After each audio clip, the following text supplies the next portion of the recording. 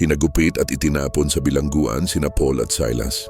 Ngunit sa gitna ng dilim at sakit, sa halip na dumaing, ang mga labi nila ay umawit ng papuri sa Diyos.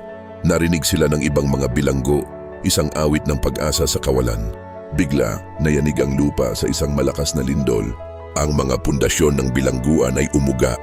Bumukas ang mga pinto at ang mga kadena ay nangalagot. Lahat ay malaya.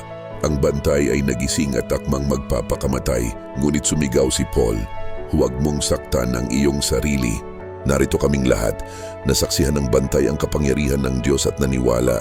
Ang kanilang pagpupuri sa gitna ng pagdurusa ay nagdala ng kaligtasan.